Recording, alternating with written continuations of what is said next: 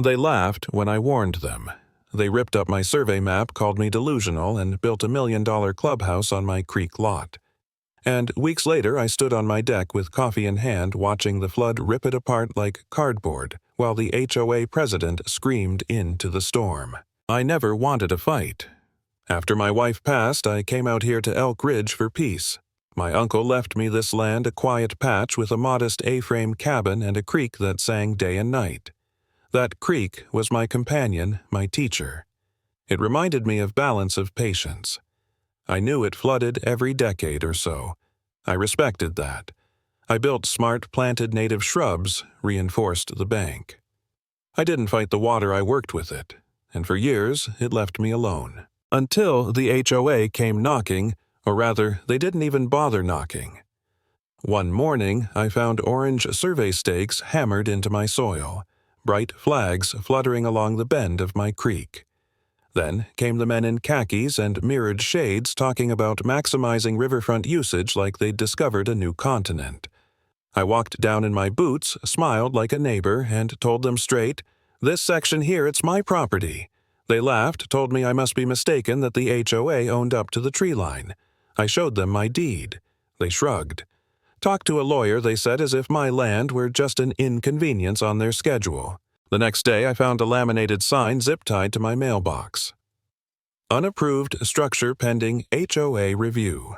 They were calling my cabin, standing since 1984, unauthorized. That's when I knew. I wasn't a neighbor to them, I was an obstacle. Then Beverly Crenshaw entered the stage. President of the HOA, late 60s, leathery tan white windbreaker that practically glowed like armor.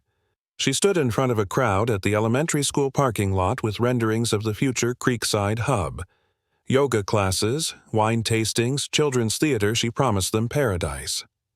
And then, with a sweet smile, she said, "Of course we've received nothing but support, except from one resident." Heads turned. I was the villain now, the selfish hermit. Beverly framed herself as visionary me as the grumpy recluse. I tried reason.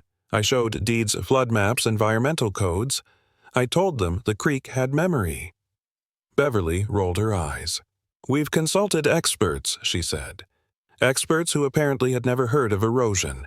I filed complaints with the city, the county, even the Department of Environmental Quality.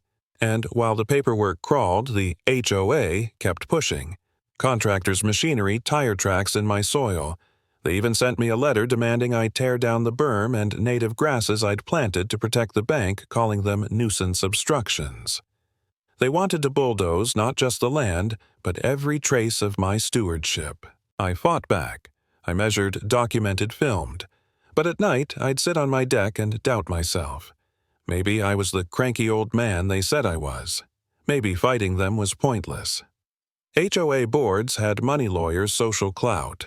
I had what? A cabin, a creek, and the memory of my wife telling me to hold on to peace. There were nights I wanted to pack up, sell the land, vanish. Who would blame me? But then Claire stepped in. Claire, Hartwell County attorney, sharp as nails, someone I trusted. She looked at the HOA's letter and laughed. "This is garbage," she said. "Don't respond. I'll handle it. If they keep going, we take them to court." That was the first time I felt the weight lift off my chest. Maybe I wasn't crazy. Maybe I wasn't alone. The fight escalated. I walked into their meeting folder in hand and laid my deed and FEMA flood maps on the table. "You're building in a flood channel," I said. "When the water comes, you'll all be liable." Some residents shifted uncomfortably, but Beverly smirked, brushed me off, and moved on to the next agenda item. I walked out, but I knew the creek would have the last word. And then the rain started. At first a drizzle, then day after day of steady, soaking mist. I knew the pattern. Appalachian weather had locked us into a wet cycle. The creek swelled inch by inch. Soil darkened, water turned muddy brown.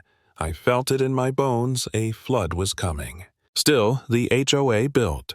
Trucks in and out beams going up cement mixers, groaning at dawn. And then one morning I heard the rumble of machinery before sunrise.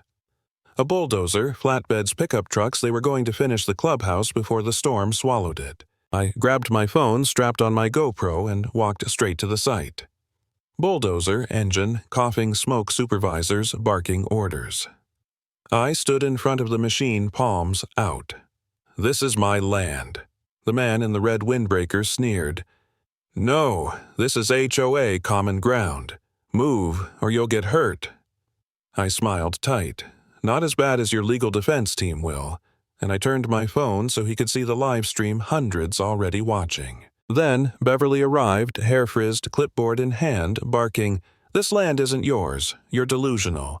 This is for the community." I handed her a certified county boundary certificate. She tore it in half. Right there in front of the cameras. That was when I knew this wasn't arrogance anymore, it was desperation. She screamed at the workers to continue. Engines roared. The bulldozer dug into the soft bank and the ground gave way. Not a crack, like in movies, but a sloughing sound, subtle, then violent. The soil collapsed into the rushing water. Tires slipped, a truck's rear axle dropped into the creek. Shouts, chaos men scrambling for straps, and the creek just kept chewing. I backed away, still filming, as Beverly stood frozen, clipboard dangling. By the time the deputies and city inspectors arrived, the site was a mud pit. Machines, half-sunken beams leaning the creek, foaming with debris. Inspectors shook their heads. Cease and desist effective immediately. But Beverly wouldn't stop. She regrouped, sent me another glossy packet claiming shared easement rights. Bureaucratic nonsense. Claire rolled her eyes and filed for emergency enforcement. The storm built to a climax. 8 straight days of rain, then sheets of water slamming the valley. The creek didn't whisper anymore, it roared. From my window, I watched it swell 3 times its size, pressing against every mistake the HOA had carved into its banks. Then, just after dawn, I heard the crack of timber. A corner post had buckled. The whole clubhouse leaned like a drunk. Hours later, the back half tore free and plunged into the torrent. But that wasn't the end. That night, the rest followed. With a groan and a shudder, the frame ripped apart and rolled into the flood like a toy house smashed into beams and boards swept away downstream. Gone. Just gone.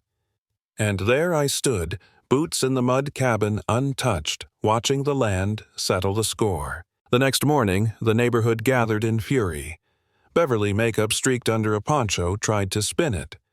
This was a natural disaster. No one could have predicted it, voices shouted back. "We told you not to build there. Our insurance won't cover this. Our fees are gone because of you." I stepped forward, quietly, binder under my arm. "I predicted it," I said, calm and steady. "I warned you.